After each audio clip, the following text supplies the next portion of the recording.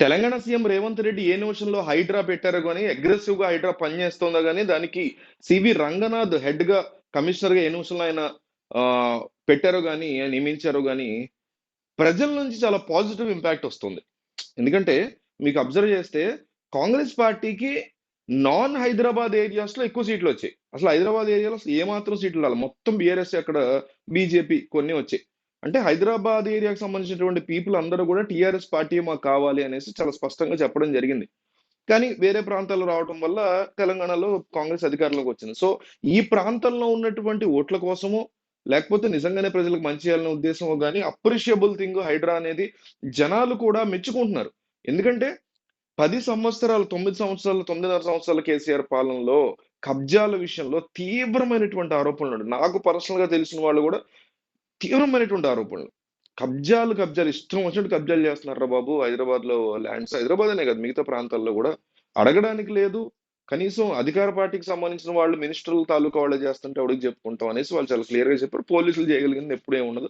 95% సందర్భాల్లో పోలీసులు వాళ్ళ వైపే ఉంటారు. సో, ఈ రకమైనటువంటి సిట్యుయేషన్స్‌లో కబ్జాలకు గురైనటువంటి ల్యాండ్స్ అవి లేక్ ఎన్క్రోచ్‌మెంట్ గావచ్చు, వేరే వాళ్ళ భూములు వేరే సంబంధం లేని వాళ్ళు తీసుకొని ఉండొచ్చు.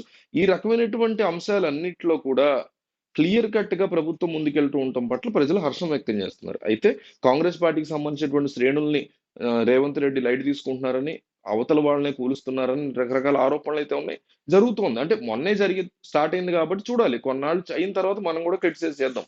హైడ్రా ఏమి వదిలేసిందో, ఏమేం కూల్చిందో బేరీజు వేసుకొని మనం కూడా క్రిటిసైజ్ చేద్దాం.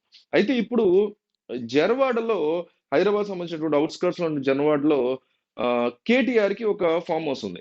ఇది కేటీఆర్ ఫార్మ్ హౌస్ అనేసి ఎప్పటినుంచో ఆరోపణలున్నాయి. ఆయనేమో కాదు నా ఫ్రెండ్‌ది అంటూ ఉంటారు.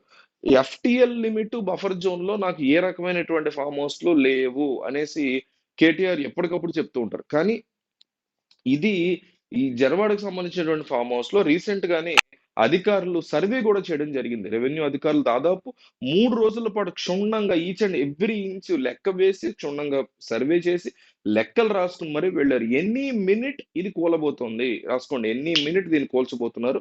అందులో ఏ రకమైనటువంటి క్వెషన్ లేదు. ఎక్కువగా గతంలో మంత్రిగా ఉన్న టైంలో గావచ్చు, ఓడిపోయిన తర్వాత కావచ్చు, పర్సనల్ వ్యవహారాలకు గావచ్చు, కేటీఆర్ ఎక్కువ ఈ ఫార్మ్ హౌస్‌ని వాడేవారు అన్నటువంటి మాటైతే ఉంది. ఈయన బినామీ అయ్యుండొచ్చు ఆయన ఫ్రెండ్, లేదా నిజంగానే ఆయన ఫ్రెండ్‌దే అయ్యుండొచ్చు. అదంతా వేరే విషయం. అంటే అధికారంలో ఉన్నప్పుడు ఏ రకంగా చెరువుల్ని వాటిని కబ్జా చేసి కేటీఆర్ కట్టుకున్నారు ఫార్మ్ హౌస్ అని చూపించడం కోసం రేవంత్ రెడ్డి ఖచ్చితంగా ఇది పడగొట్టే అవకాశం ఉంటుంది. అయితే నాగార్జున యొక్క కన్వెన్షన్ సెంటర్ కూల్చడమే భారీ సంచలనం అంటే ఇది ఇంకా అతిపెద్ద సంచలనమైనటువంటి పరిస్థితి ఉంటుంది. కానీ దానికి కూడా ఏమాత్రం వెరవకుండా, ఆలోచించకుండా ప్రజల సహకారం ఉండడంతో రేవంత్ రెడ్డి చాలా స్ట్రాంగ్‌గా ముందుకెళ్తున్నారు. అయితే వీటికే పరిమితం కాకుండా ఆల్రెడీ గత ప్రభుత్వంలో గావచ్చు, అంతకుముందు కావచ్చు ప్రజలు చాలా ఇప్పుడు కొత్తగా ఇంకొక అంశం సివి రంగనాథ్ ఇందాకే చెప్పారు మర్చిపోయా. ఆయన ఏం చెప్తున్నారంటే పోలీస్ స్టేషన్ పరిధితో పాటుగా కంప్లెయింట్ కూడా ఓపెన్ చేయబోతున్నాము హైడ్రా పరిధిలో. సో, ఎవరైనా మీలాంటోళ్ళు, నాలాంటోళ్ళు కూడా మన భూమి గనక కబ్జా అయ్యుంటే ఇప్పుడు కాదు కొన్ని సంవత్సరాల క్రితం అయ్యున్నా సరే, వెళ్లి హైడ్రాలో కంప్లెయింట్ ఇస్తే దాని మీద కూడా త్వరితగతిన చర్యలు తీసుకుంటాము. ఈ మొత్తం వ్యవహారం మేము